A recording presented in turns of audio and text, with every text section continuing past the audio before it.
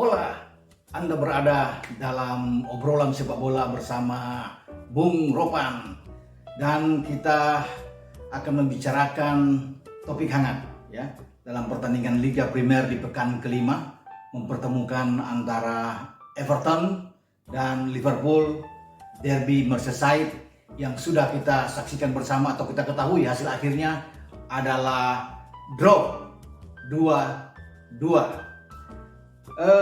Banyak orang yang mengatakan bahwa ini hasil yang fair, hasil yang adil bagi kedua tim, bagi Carlo Ancelotti sebagai arsitek Everton dan juga bagi Jurgen Klopp sang arsitek bagi The Reds Liverpool. Tapi buat saya sendiri, kalau saya bisa mencermati hasil akhir dari pertandingan itu, mestinya Liverpool menang dan Liverpool mendapat 3 poin ya. Sayang sekali mereka tidak mendapatkan 3 poin yang penting ketika mereka bermain dengan sangat baik sekali. Ada 3 hal yang saya lihat yang membuat mereka bisa menang, dan juga ada 3 hal ini yang menyelamatkan bagi Everton, saya pikir ya. Karena Everton tampil tidak seperti yang diharapkan walaupun mereka mendapatkan 2 gol dan bisa menghasilkan imbang 2-2. Karena dari semua aspek mereka kalah menghadapi Liverpool ya. Banyak juga yang mengharapkan bahwa mereka bisa memenangkan pertandingan, artinya memutuskan hasil jelek yang mereka dapatkan dalam 10 musim terakhir, dan mereka tidak pernah menang ya. Dan hasil 2-2 ini adalah hasil yang ke-8 ya. Sebelumnya 7 kali mereka bermain imbang, dan ini adalah ke-8 kali mereka bermain imbang dengan Liverpool. Di antaranya itu mereka ada 2 kekalahan ya. Mereka terakhir menang pada 2010, sudah cukup lama, 10 tahun silam, 17 Oktober. Dan pada 17 Oktober kemarin mereka gagal mengulangi apa yang dilakukan oleh Mikel Arteta dan tim Cahill ketika mereka menang 2-0 ya Everton. Nah, mereka kalah segalanya, saya katakan di sini. Pertama, bagaimana dalam hal kejar mengejar gol. Mereka tertinggal gol lewat Sadio Mane di menit ketiga. Kemudian mereka membalas lewat pemain belakang, tandukan dari Michael Keane ya, setelah mendapat umpan dari James Rodriguez ya. 16 menit kemudian ya, mereka bisa mencetak gol untuk menyamakan kedudukan. Dan di babak kedua, lagi-lagi Muhammad Salah memberikan keunggulan bagi Liverpool di menit 72. Dan 8 menit atau 9 menit berselang, kembali kita bisa melihat tandukan dari Dominic Calvert-Lewin menggetarkan gawang Adrian untuk bisa memaksakan 2-2. Jadi ini gol ke-7 ya bagi Calvert-Lewin, mengangkat dia pada posisi top scorer dengan 7 gol untuk sementara. Dan kedua, ada gol di menit akhir di injury time ya, dari kapten kesebelasan Jordan Henderson ya, yang mengubah keadaan menjadi 3-2, hampir saja menang. Tapi untung Everton ditolong oleh VAR yang memberikan. Kalau tidak ada VAR, saya pikir itulah sepak bola. Artinya bagaimana mereka pasti mereka menerima kenyataan harus kalah ketika wasit tidak ada VAR dan wasit bisa menunjuk titik tengah kembali bahwa Henderson bisa memberikan keunggulan 3-2, dan saya pikir pertandingan itu akan selesai dan Liverpool akan mendapat 3 poin. Tapi dengan VAR yang menyatakan, boleh diperdebatkan saya pikir, tetapi VAR menyatakan bahwa posisi berdiri dari Sadio Mane dalam posisi offside sebelum gol dari Jordan Henderson, maka selamatlah pasukan The Toffees atau The Blues ya dari kekalahan pertama pada musim ini di pekan kelima. Jadi mereka memang dinaungi oleh faktor-faktor keberuntungan. Jadi pertama, bagaimana mereka terus tertinggal dalam 2 gol, kemudian terus bisa mengejar, kemudian ada VAR yang menolong mereka, dan yang terakhir, yang ketiga, saya lihat bahwa dari statistik mereka kalah. Mereka hanya menembak 11 kali walaupun ada 5 on target. Kemudian bagaimana mereka kalah dengan Liverpool. Liverpool bisa menembak 22 kali, 8 diantaranya on target dengan 58% penguasaan bola. Sementara Everton 42% penguasaan bola. Sepak pojok pun Liverpool unggul dengan 5 kali sepak pojok, sementara tuan rumah Everton hanya 2 kali. Jadi kalau melihat secara keseluruhan dari semua aspek, Everton kalah ya.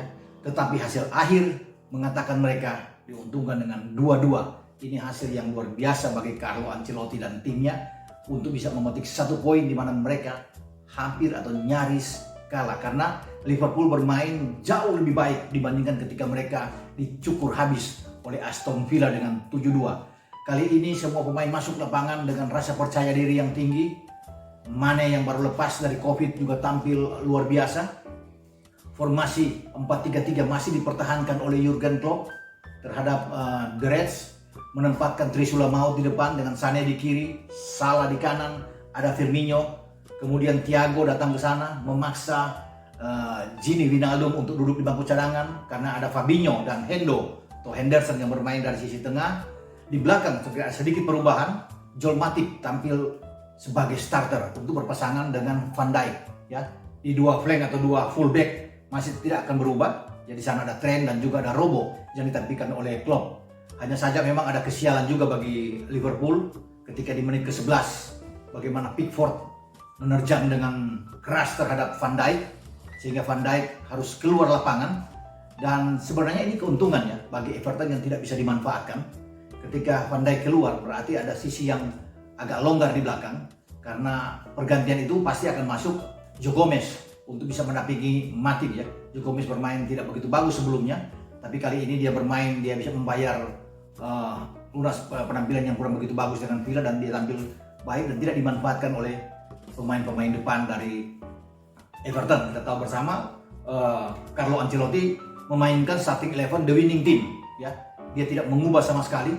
Semua dari Pickford, dari Coleman, Lucas Digne, kemudian Yerry Mina, Kane, kemudian ada Alan di tengah, ada Abdoulaye Doucouré, ya, kemudian ada Andre Gomez di tengah juga tidak berubah. Di depan juga ada James dari kanan, Richarlison di kiri, ya, kemudian Calvert-Lewin bermain di depan sebagai striker. Jadi ini 11 yang terbaik yang dimiliki oleh Carlo yang terus dia coba mainkan ya karena dia sudah mendapatkan satu skema yang bagus, kepercayaan bagus dengan pemain 11 ini. Tetapi kali ini mereka memang harus mengakui walaupun bermain di kandang sendiri di Goodison Park, mereka belum bisa meruntuhkan tetangganya, sang juara bertahan Liverpool yang tampil bagus sekali. Dan ketika mereka bermain imbang, ini memang mereka masih ada di atas dengan 13 poin ya, belum pernah kalah. Dan sementara Liverpool naik, apalagi masih menunggu hari Senin akan bermain Leicester dan Aston Villa yang akan bermain pada hari Senin, masih menunggu. Dan dua tim ini saya pikir masih tetap akan berada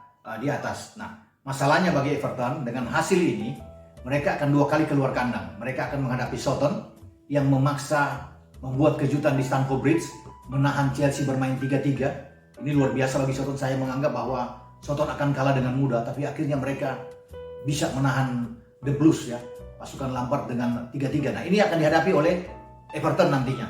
Everton keluar kandang akan berbahaya. Kemudian Everton akan keluar kandang lagi pada pertandingan berikut, jadi melawan Newcastle ya. Jadi ini berat juga ya. Memang di atas angin sekarang mereka lagi bagus, tapi menghadapi 2 tim ini akan memberatkan ya saya pikir bagi Everton ketika mereka harus 2 kali kandang. Bagi Liverpool ini menguntungkan ya karena 2 pertandingan ke depan mereka bermain di Anfield ya, di kandang sendiri ya. Bagaimana mereka menjamu Sheffield, tim yang berada di bawah ya. Walaupun ada di bawah tidak boleh menganggap enteng bahwa Sheffield ini bisa saja membuat kejutan, tapi diuntungkan dengan kandang mereka menghadapi Sheffield. Pertandingan berikut mereka akan menghadapi West Ham juga di kandang. Jadi saya pikir kalau mereka bisa mengamankan 2 kandang ini dengan 6 poin, mereka tetap berada dalam persaingan di posisi klasemen di atas ya. Tergantung bagaimana hasil pertandingan dari Everton, juga hasil pertandingan dari Aston Villa, dan hasil pertandingan dari Leicester yang berada di posisi atas. Tidak harus dikesampingkan bahwa ada pertandingan-pertandingan lain yang bisa merambat naik ke atas, termasuk dari City, dari MU yang tentunya akan berusaha, Arsenal juga pasti akan berusaha untuk naik ya, termasuk dengan Leeds juga akan berusaha untuk naik ke atas. Tapi setidaknya bagi Klopp ya, walaupun dia agak mungkin kesal karena tidak mendapatkan 3 poin yang sudah di depan mata bagi mereka, kalau mereka mendapat 3 poin, wah ini akan sangat bagus buat mereka melawan Everton teman. Tapi sayang sekali mereka tidak mendapatkan itu, sehingga memaksa mereka untuk bisa memaksimalkan partai kandang melawan Sheffield dan West Ham di Anfield dengan 6 poin. Dan ini memang harga mati buat mereka ketika melihat tim sudah bagus, kondisinya sudah membaik, artinya mereka sudah melupakan kekalahan 7-2 dari Aston Villa. dan mereka tampil bagus menghadapi Everton pemuncak klasemen.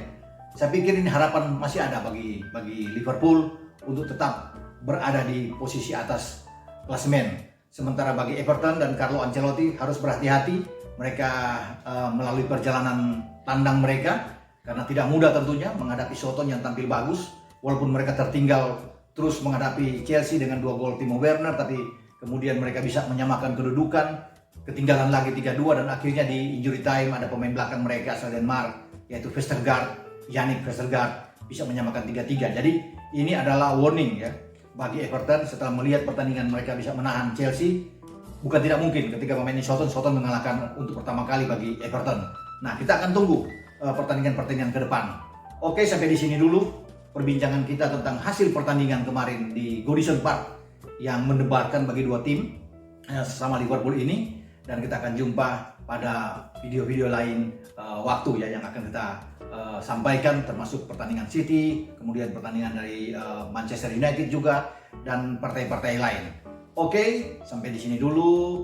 Tapi Anda jangan lupa untuk tetap like, memberikan komentar-komentar yang positif tentunya, dan subscribe channel YouTube Bung Ropan. Ciao.